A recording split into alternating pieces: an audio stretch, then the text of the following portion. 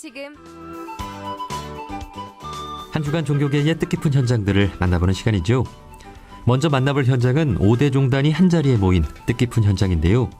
지난 월요일 5.18 광주 민중항쟁 40주년을 맞아 원불교, 개신교, 불교, 천주교, 천도교 5대 종단 종교인들이 서울 서대문 형무소 역사관 광장에 모여 5.18 희생자를 추모하는 추모제를 지냈습니다. 이 자리에 함께하신 원불교 시민사회 네트워크 교당 김선명 교무님과 말씀 나눠보겠습니다. 교무님 나와 계시죠? 예, 반갑습니다. 네, 반갑습니다. 지난 월요일이 5.18 광주 민중항쟁 40주년을 맞는 날이었는데요. 5대 종단 종교인들이 추모제를 지냈다고요? 어떻게 마련된 자리였습니까? 예, 올해가 광주 민중항쟁 40주년 아닙니까? 예, 그래서 이제 서울에서 저희가 이제 서대문 광장에서 그 40주년 기념식을 따로 진행을 했습니다. 거기 위원회에서 요청해서 진행이 되었습니다. 네. 이 5.18 관련 추모제를 종교계가 이렇게 함께 지낸 것이 과거에도 있었습니까? 작년에 불교에서 진행을 했었고요. 이제 금년에 5대 종단이 함께하게 되었습니다. 네. 자, 5대 종단 추모제 좀 어떤 순서로 진행이 됐는지요? 예, 이제 코로나19로 저희가 이제 사회적 거리두기가 지금 일상화가 되었지 않습니까? 아마 예년 같았으면 5대 종단이 함께 모여서 진행을 했을 텐데 금년에는 이제 거리두기 차원에서 시간차를 두고 5대 종단이 차례대로 이렇게 진행을 했습니다. 그래서 오후 1시에 천주교 미사를 먼저 진행을 했고요. 그리고 이제 2시에 개신교, 3시에 원불교, 4시에 불교, 5시에 천도교 이렇게 시차를 두고 진행을 했습니다. 네. 자, 원불교에서는 어떤 분들이 참여를 해 주셨는지요? 저희 원불교 시민사회 네트워크 교당이 주관을 했고요. 그리고 이제 서울교구 교무님, 교도님, 그리고 우리 시민사회 네트워크 소속 활동가들이 함께 했습니다. 네.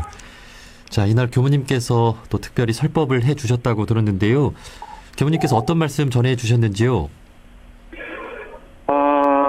사실은 굉장히 가슴이 아직도 답답하고 또 한편으로는 뭉클하기도 하고 이제 그런 심경이죠. 왜냐하면 금년이 40주년이 되었음에도 불구하고 아직도 완전하게 진상 규명이 이루어지지 않았고 또 한편에서는 이 5.18 정신을 폄훼하고 회절하는 그런 가짜 뉴스 또는 유튜버들 때문에 유가족들 또는 이제 시민들이 상처를 많이 받기도 하는 이제 그런 시절이었지 않습니까? 네. 또 그래서 이제 그런 상황에서 저희가 이 5.18 또는 5월 정신이 무엇일까라고 하는 것에 대해서 좀 더 생각하는 이제 그런 뜻에서 좀 말씀을 좀 드렸습니다. 그래서 5월 광주가 없었으면 우리가 87년 6월 민주항쟁이 있었을 것인가. 그리고 더불어서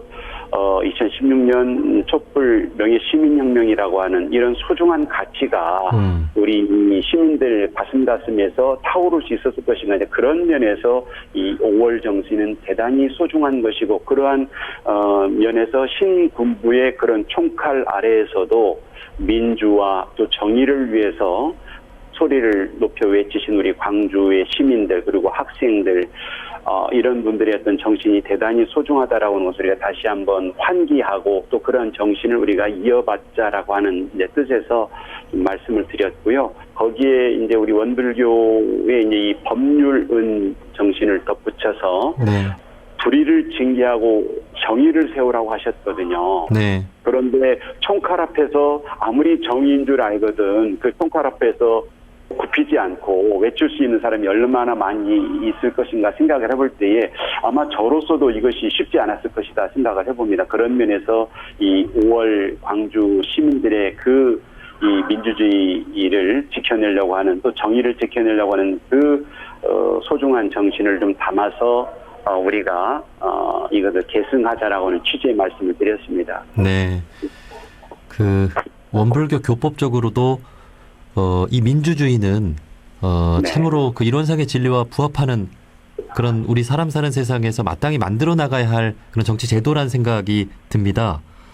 그렇죠. 예. 그래서 우리 그 법률원에 보면 사실은 이 법률이라고 하는 것은 인도 정의의 공정한 법칙이라고 그랬거든요. 그러니까 사람이 살아가는 데 있어서 그 마땅히 걸어가야 될 정의로운 이 법칙을 법률이라고 하셨습니다. 그래서 법률이라고 하는 것은 개인에게 비치면 개인 이득이 되고 사회에 비치면 사회 이득이 되고 국가에 비치면 국가의 또는 세계에 비치면 세계의 이익이 되는 것이 법률인데 그 법률을 정의를 훼손하고 또 어떤 그 개인이나 또 어떤 단체의 그 이 탐욕에 이것을 이용하게 되면 이것이 정의가 아니고 불의가 되는 것이고 그래서 정의가 훼손되는 것이고 이 사회가 혼란스러워진다라고 이 법률 대응 조항에서는 분명하게 말씀해 주셨기 때문에 저희들이 이 정의로운 이 길을 가는 것이 법률 보온이 되는 것이고 또 세상을 질서를 유지하고 평안하게 만드는 길이 된다라고 하는 것이 우리 원불교인들이 마땅히 걸어가야 될 이 법률 보온의 길이 되겠습니다. 예.